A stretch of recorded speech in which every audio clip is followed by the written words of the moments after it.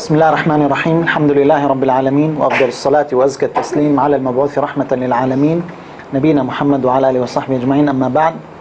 We're starting inshallah tonight with Maxims of Fiqh, and we are taking the second global maxim. We took the first one, matters are judged by intentions. We talked about all the issues related to that. Now we are moving to the second global maxim. Al-yaqeen la yazulu bil-shak. Certainty is not to be removed by doubt, or certainty may not be disproved by doubt. This is the second global maxim under which a lot of rulings follow and included. Al-yaqeen la yazulu bil-shak. Now, logically, when you have something strong, something weaker should not be able to remove that which is strong. The stronger takes precedence over the weaker. And here, when we talk about certainty, percentage-wise, numbers-wise, we say this is 100%. You are certain. So whatever less than that should not change your belief. Take it in any example. How about your spouse? Just because you heard one word from someone that you know she hates her, and you expect something from her, just because you heard one word, you presume that what she said was true about your wife that you know for over 20 years, for instance. So you say no. That's just one example. Certainty is not to be removed by doubt. Is not to be disproved by doubt. Why? Which is stronger? Certainty. So the stronger cannot be removed by the weaker. It should be the weaker that removes the stronger. What? Should be the stronger removes the weaker. So I was thinking about women, how they are weak and they remove men. You see? But that's an exception. What is the evidence? This is just logically. What is the evidence? Allah Azza wa Jal says, وَمَا يَتَّبِعُ أَكْثَرُهُمْ إِلَّا ظَنًّا إِنَّ الظَّنَّ لَا يُغْنِي مِنَ الْحَقِّ شَيْئًا. And most of them follow not except assumption. Indeed, assumption avails not against the truth at all. What do we learn from this? What did Allah say? Assumption does not avail against the truth. So just because you assumed something, that doesn't make it true. It doesn't make it reality. You have certainty, that's what counts. Not assumptions, not doubts.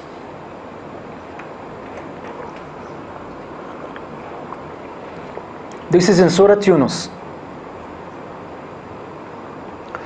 This is from the Quran. From the hadith of the Prophet ﷺ, the famous story about the one in the prayer and the one generally who has doubt in his wudu. The Prophet ﷺ said, if any one of you has something in his abdomen, you feel that there is movement, you're not sure. Did you pass wind or no? It was just something in your stomach.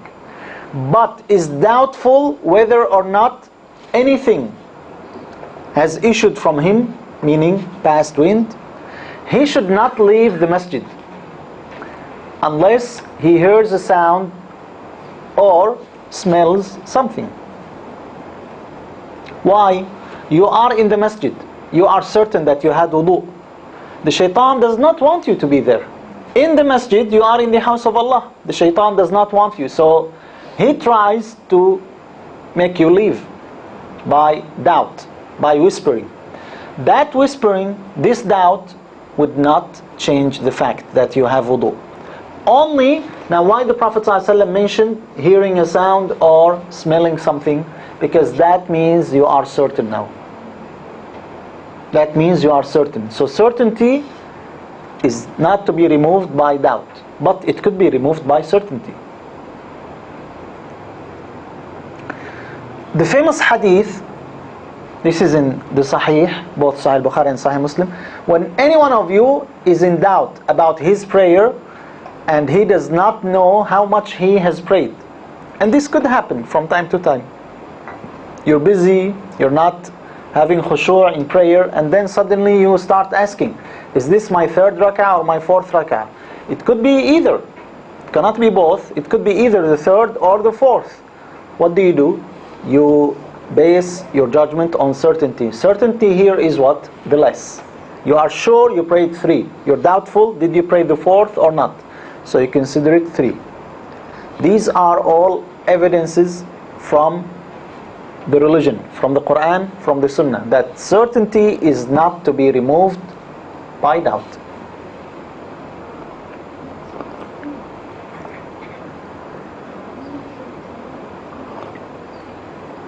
What do you want? What are you asking about?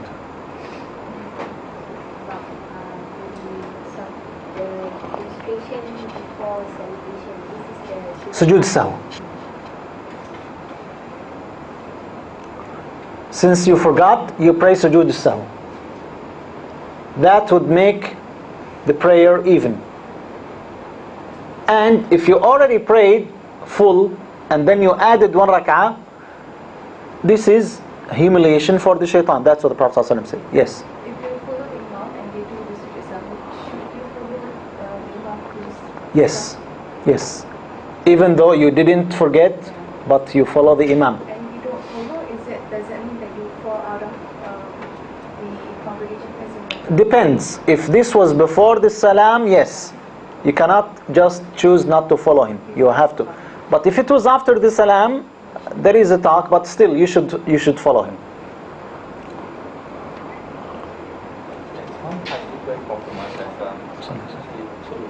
Extra 1 rakah that he did the sawi, but the makmum did not follow.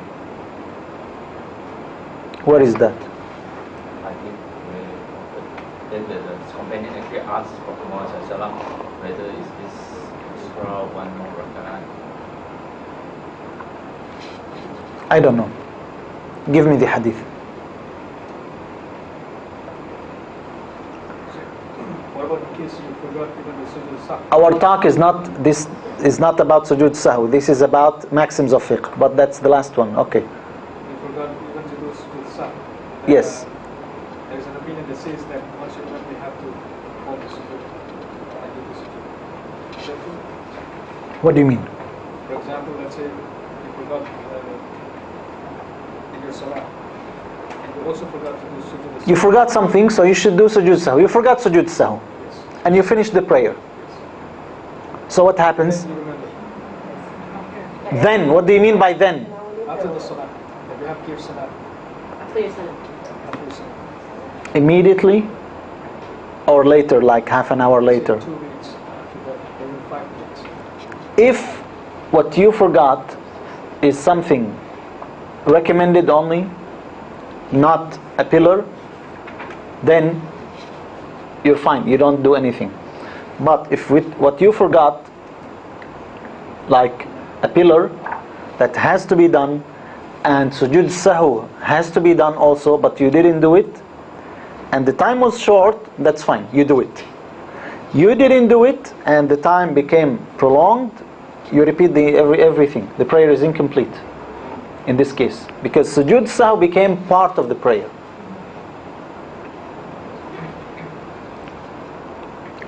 Meaning of the maxim: al-yaqeen la yazulu bil-shak. What does it mean, yaqeen? The yaqeen, Arabic word, means certainty. It's derived from the expression yaqana al-ma', when water is stagnant, it's not moving. They say yaqana. It's a rare expression, but that's the origin of it, where it is not moving, it is settled. The same thing here. You have a perception that is not shakeable. You have a belief that does not change. So it is settled, it is 100%. That's the meaning of yaqeen. While we have doubt. Doubt is what? Shak. What's the meaning of shak? If you are, let's talk numbers. If you have 80% preference of one thing over the other, is that doubt? What is the number where we could say it is doubt? Very good. It is 50-50. That is the doubt. It's coin flip. It could be this way or it could be that way, without a preference of anyone over the other. That is the doubt.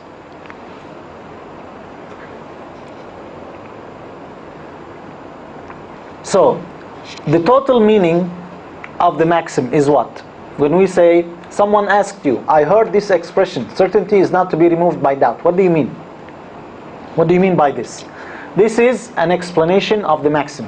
The thing that is proven to exist is not ruled out for the mere doubt, is not to be dropped for just a doubt.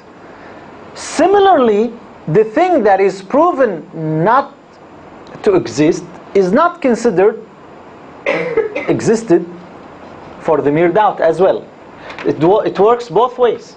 Not only removing what exists, but also believing in something that does not exist as well. Both ways. You are certain that this thing did not happen. This certainty will not change until another certainty comes. Doubt is weaker than certainty, thus does not contradict it in affirmation or negation. So certainty is not to be removed by doubt works in both ways. It doesn't change what exists, and it doesn't make thing to happen that does not exist as well. Removing what exists and bringing in existence what does not exist.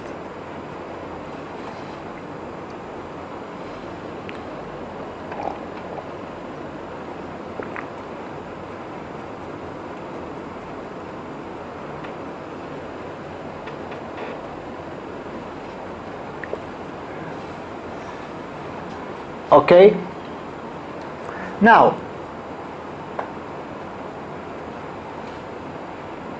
the levels of perception from strongest to weakest, what are they? Perception. Because certainty is what? It's not only something that you see physically, but it is also something that is thought or believed. So if we said we wanted to talk about intellectual perceptions, from the highest, the strongest, what is the highest? Where no stronger or no higher would come. See and hear. That's physical. What are we talking about? Our maxim. Oh, Certainty. This is the highest one. And even certainty could be divided.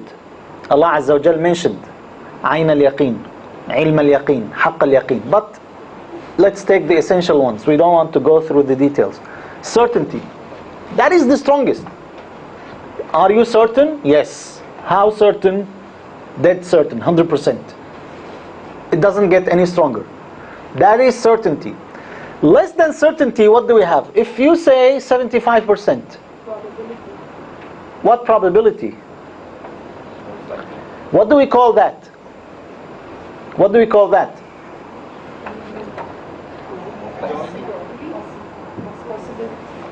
Possibility or probability? Likelihood. In Arabic we have an expression. غلبة الظن. One alone, that is doubt. But غلبة الظن, most likely. And that is what we call a belief or thought.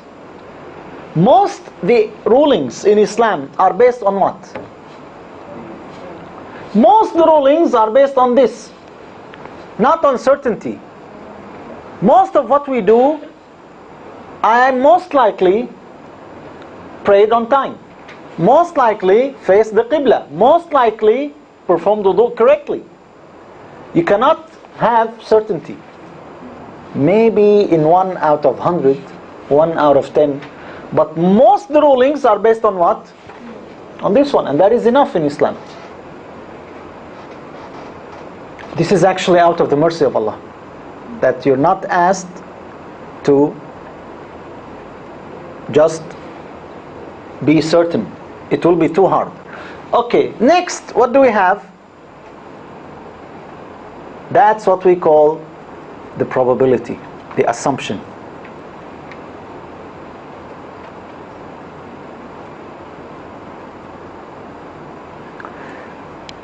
It might have a percentage over the doubt, but still, without any preference.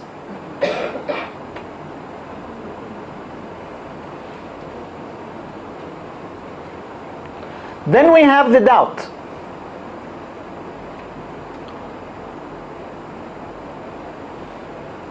And lastly, delusion.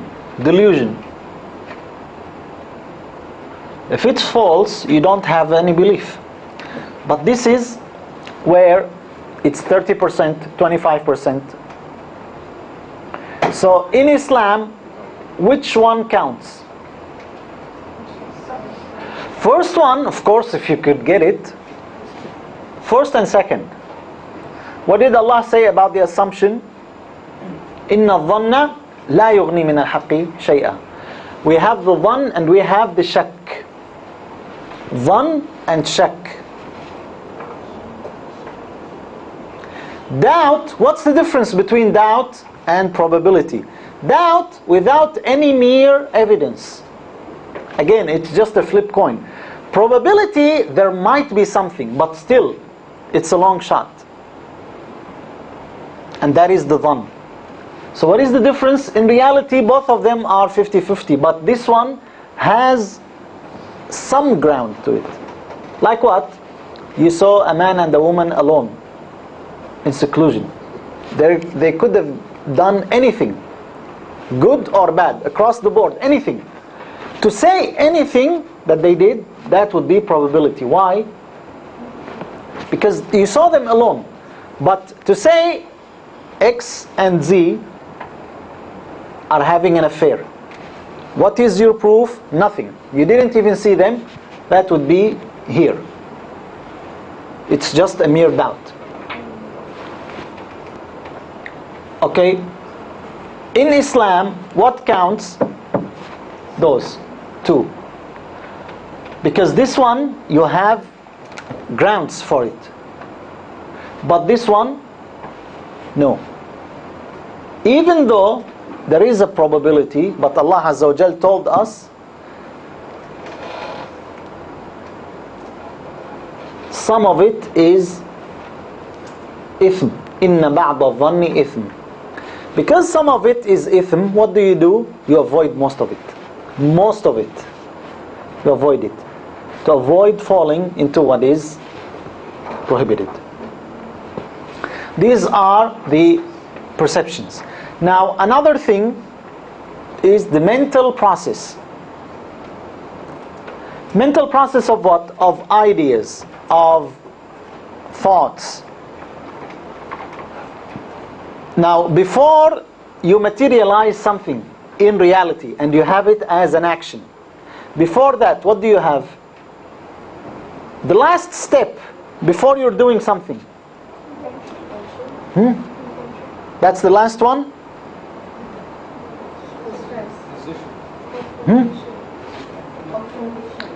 Confirmation? Information. No, information? Any information could happen, and this is... That's the strongest. Well, let's start from the weakest. Just something that came and crossed your mind. Thought. News. That's not the first step. A thought? Hot sex stimulation. Hunch. What's the difference between hunch and the thought? What's the difference between hunch and thought? The thought takes some time. While a hunch, it just crossed your mind. That's what I asked you exactly. Crossed your mind. That is weaker. Then, if it repeated itself again, it became what? A thought.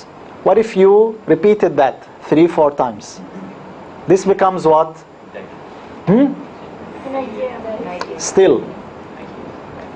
That becomes whispering and self-speech.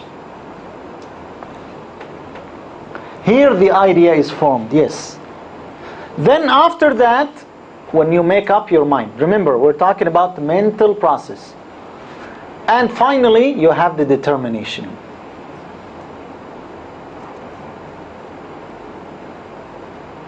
Now why the third one I said self-speech? Because that's what the Prophet ﷺ said. إِنَّ اللَّهَ غَفَرَ لِأُمَّتِي مَا حَدَّثَتْ بِهِ نَفْسَهَا. As long as you just talk to yourself without speaking, whatever you say in your mind, that is forgiven. As long as you don't do it or speak about it. That is out of the mercy of Allah. So the thoughts that we have, many times you would have some thoughts, good or bad. Unless, what about determination? What if someone is determined? That is coming inshallah, but I'm giving you an example now just to give you an idea of, because some of them have rulings. Even though you didn't do the act, what was the act? You were determined to drink alcohol. That's it. You drove your car, you came to the bar, and the bar was open. And you entered the bar, but you didn't have money. And they refused to give you drink for free. Did you drink? No. So, you are not blameworthy. Did you commit a sin? What about your determination to do it? Where it didn't happen from you, it happened beyond your control. Had you had the money, what would have happened? You would have drunk khamr. So in this case, are you blameworthy or no? Yes, you are, because this is a level beyond this. And the Prophet ﷺ said, as long as you tell yourself without doing, here, did you do or no? You didn't do the act. Someone says, I didn't drink, still, but you went there. You took every necessary step. And then it was not your fault, or it was not in your control. You still wanted to drink.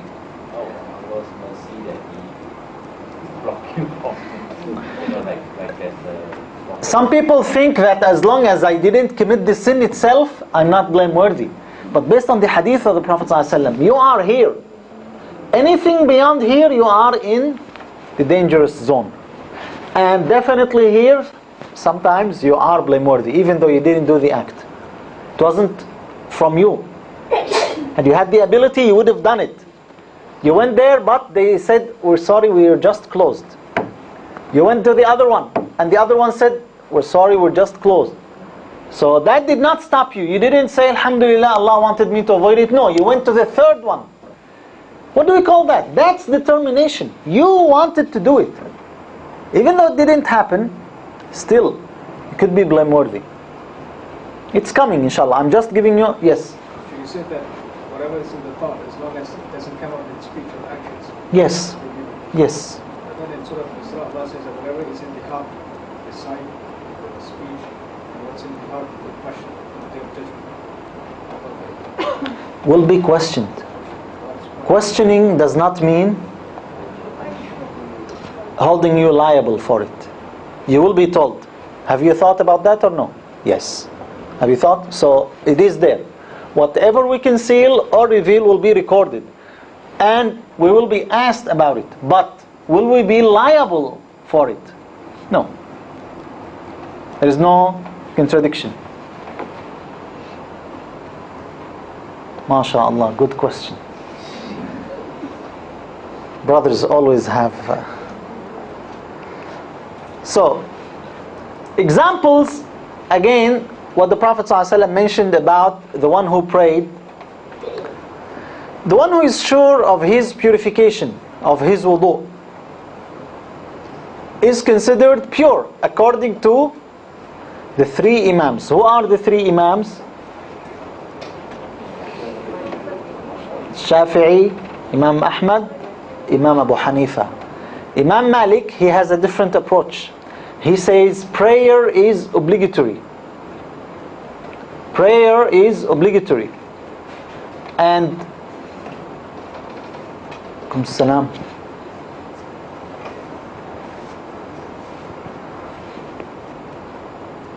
And this is the certainty. You have to do the obligation. This certainty is not to be removed by the doubt of having wudu or no. The three Imams, they say no. You had your wudu, you are certain of it. Did you lose it or no? You're doubtful, so you still have your wudu. They have two different approaches. Both of them say this is certainty. But the three Imams, according to them, you are doubtful whether you lost your wudu or no, you can go ahead and pray. Now it is time for Isha. And you start asking before class, did I lose my wudu or no? You can go ahead and pray. But if you ask yourself, did I have wudu or no? That's a different story. Here, no. All of them agreed you have to do wudu. Because here your doubt is not about losing wudu or no. Here it is about doing wudu or not doing wudu. That is different. But if you're certain you made wudu, you had your wudu, and you're doubtful, did you lose it or no? You go ahead and pray. According to Imam Malik, no. Prayer, that's the certainty. You are obligated to pray. This certainty is not to be removed by the doubt of whether you have wudu or you don't have wudu.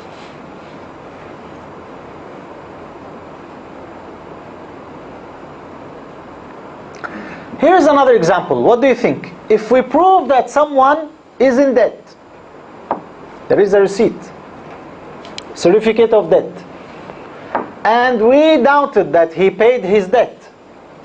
Maybe we saw him entering, that creditor, visiting him, paying him a visit. We're not sure. Was this visit to pay him off or no? What's the ruling?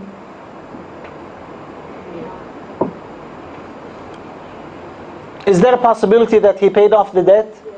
Yes. But is that certain? No. So what do we consider? He hasn't paid. Yes, there is possibility, but we don't go by possibilities. We go by certainty. And what is next? We are certain you owe him. This is a receipt. Do you have a receipt that you paid it? No. So you're still liable for the debt.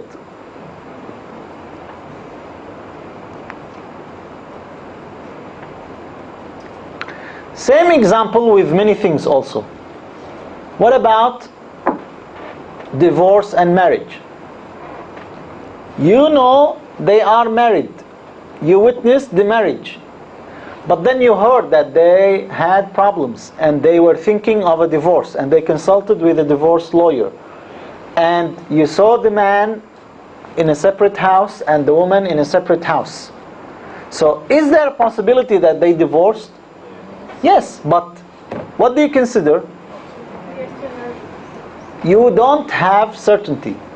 The certainty you have is that they are married. So you keep that until something changes that. Until the certainty of divorce. All the talk, all the visits to the lawyers, all the disagreements that they have, the physical separation, that all does not count as certainty of separation, of divorce.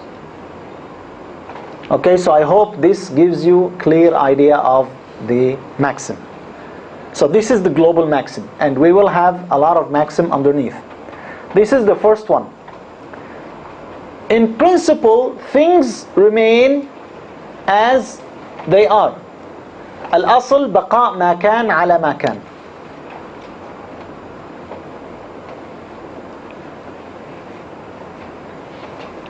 الأصل بقاء ما كان على ما كان. The nature of life is that there is change. Change happens, yes or no? It does happen. But this is about things, not about rulings.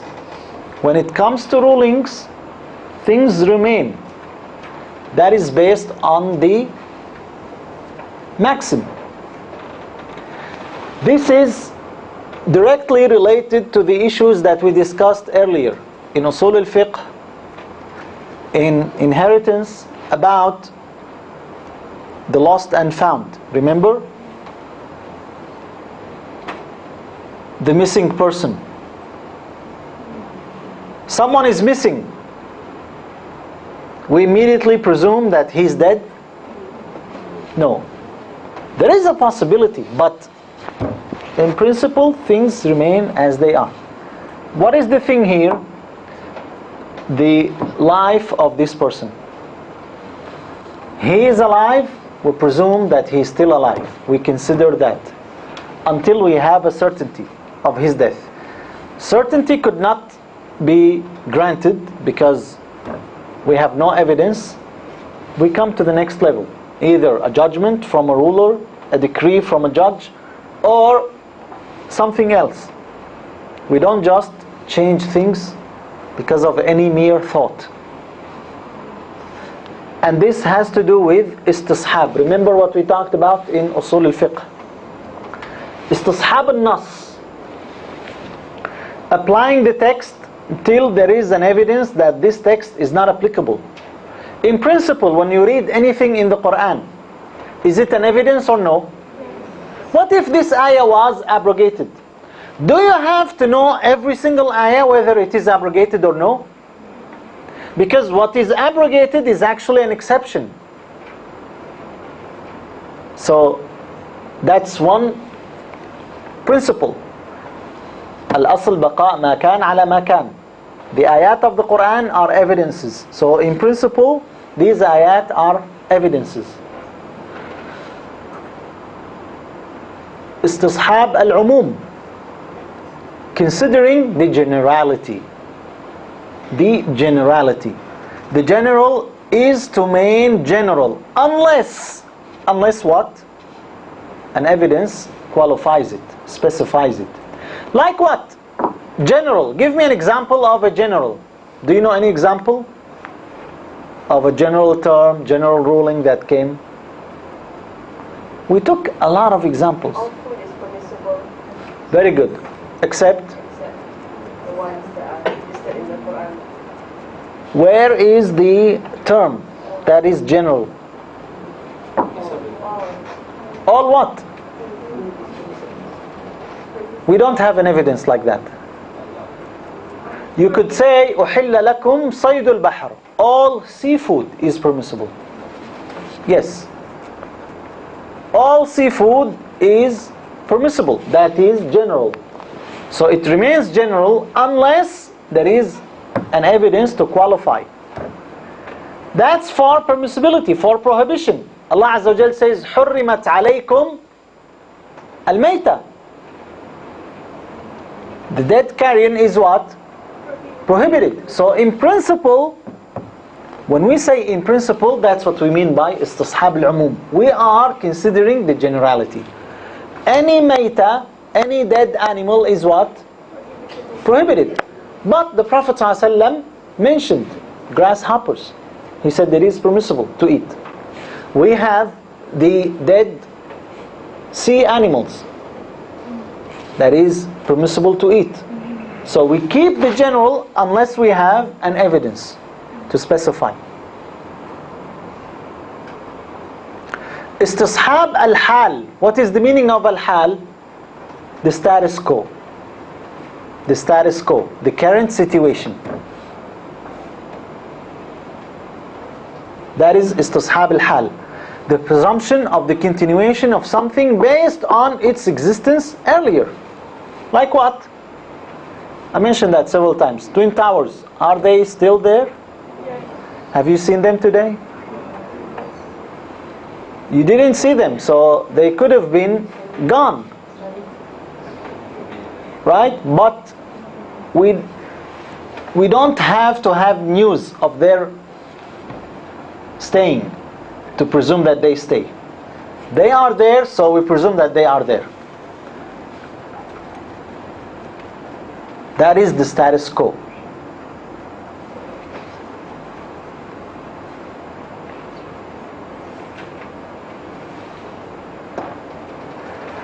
In Usul al-Fiqh, what did we take? In Istishab, if you remember. We took two things, two varieties. Istishab al-Wujud, the presumption of existence. Someone is alive, we presume that he is alive, unless there is an evidence that he is dead. The opposite is what? Istishab al-Adam, the presumption of absence.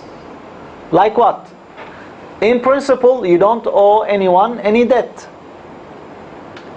Just because I say each one of you owe me 3,000 ringgit, that doesn't make it, unless you sign on the back of the paper, then there is a proof. Right? So, I'm sorry? We have a lawyer, we can ask, we can verify. If they all signed on the back of the paper, would that count? I'm asking you, legally. If they knew what he was signing. Yes, they knew, of course. Clear? I'll show you the document.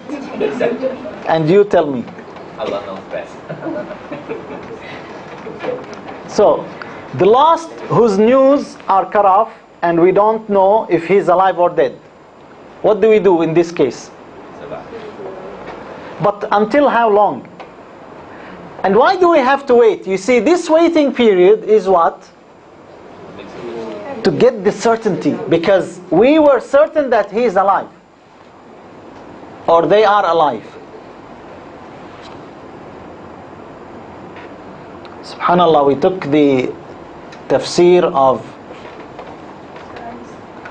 ayat of Surah Al-Baqarah, ayat 234, just 2 days ago, about iddah.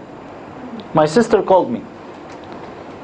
She said, I have a lady and she wants to ask you a question. What is the question? My husband was taken by the army in Syria. They took him, and after 2 months the news came that he is dead. They gave her his ID, belongings, so he's dead. Where is his body? Forget it. They will not give you his body. So what should she do? She has to start the iddah. Then after few days, someone told her, no, your husband is still alive.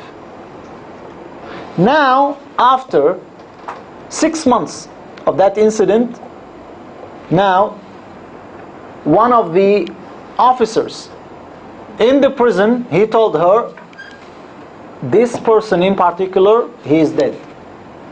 They gave you his ID, his belongings. They would never do that unless he's dead. So you see how painful is it? But the idea is what? You are between now certainty and doubt. So she started the iddah, and then she stopped when someone, because aside from whether this is true or false, you still have hope. You're talking about your spouse, your husband. But then to start over, so it was very painful. So now you count the certainty. And that's what I told her. That now, since you have the certainty, because someone would come, maybe with a good intention, with anything else, and they tell you, no, he's still alive. What proof they have? So you count the certainty. Earlier, you had him with you, that was the certainty, but now this changed. They gave you his ID, they gave you his belongings. They do that only upon death.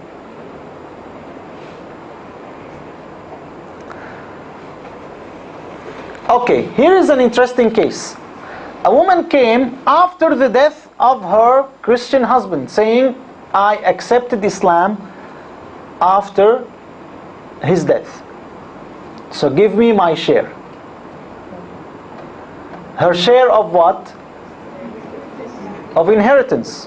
Why would she ask for that? Because in Islam, the difference of religion would do what? Prevent you from inheritance. So he is Christian and she is what? Muslim. So if she is a Muslim and he is Christian, She doesn't inherit. So in this case, what do you do? Paper evidence? Hmm? Paper evidence or any witnesses that knows that she accepted Islam? If we have evidence or witnesses, we don't rely on her word or listen to her. We follow the evidence. But here she is saying, that means we don't have an evidence. That's what she's saying. So presume that she's Christian. Hmm? Presume that she hasn't This actually involves more than one maxim. So leave this one. This one is a little bit...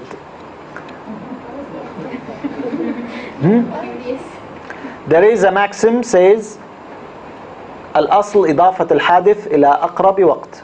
In principle, you attribute the action or the incident to its nearest time. So she is a Muslim now.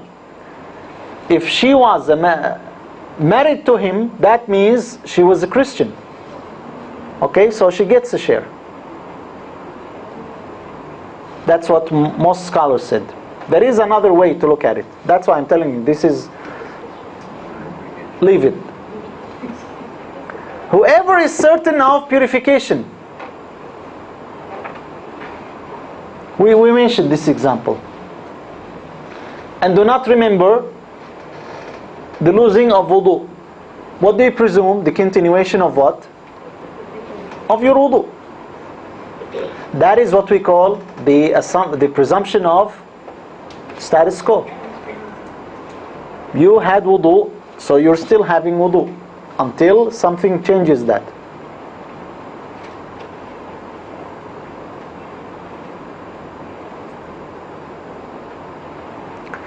What are the exceptions, or what could we say that there is an exception here from this maxim? When al-asl baqa ma kan ala ma kan. In principle, things remain as they are. An exception would be if a trustworthy said that he delivered the trust to its rightful owner. In this case, we believe him. Why? Why don't we say, give us an evidence? Why don't we say, the status quo is that the trust is still with you, and that's why the man is asking for it? Why don't we say that? Because that's the maxim. The maxim says, in principle, things remain as they are. Because he is a trustworthy, that is why. We're not saying anyone, we're saying the trustworthy. Because from the beginning, he was doing a good deed. And the reward of the good deed is only a good deed. Otherwise, no one would accept any trust. Because what if he said, the amana, the trust that you gave me, was destroyed? Do you take his word or no? You take his word. Why? He is a trustworthy. You see, and that is an exception. How do you know this trustworthy? Two people, we took that. Two people testify that he is trustworthy, or after some time where people know by experience that it has been well documented that this person is trustworthy. These are two ways. Okay, any questions? This is what we have for Maxims of Fiqh. Yes? Regarding the definition of trustworthy, is that like the hadith level of trustworthy, or us general people? Well, generally the trustworthy is the one who narrates the hadith from the Prophet ﷺ. In reality, that's the trustworthy, the one who is trustworthy. So, to apply this today, in general, To apply this today in general, out of 100, you could say there is 2-3 people only. Or less, maybe. Yeah. By reputation? Yeah. Who would you give your money without worrying that they would lie or they would take your money and falsely claim that it is lost? Except for me, of course. Only you. It is hard. It is hard. If Hudayfa radiallahu anh said, in his time, that was more than 1400 years ago, he said, there was a time when I didn't worry whom I'm dealing with, whom I'm giving my trust to. But now, that was at his time, he says, now I would only trust so and so, so. He mentioned only few names. That's all. That was at his time. What do we say in our time?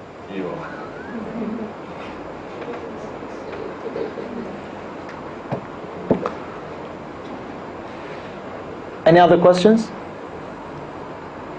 Okay, we'll stop here. We'll take the prayer break, inshallah.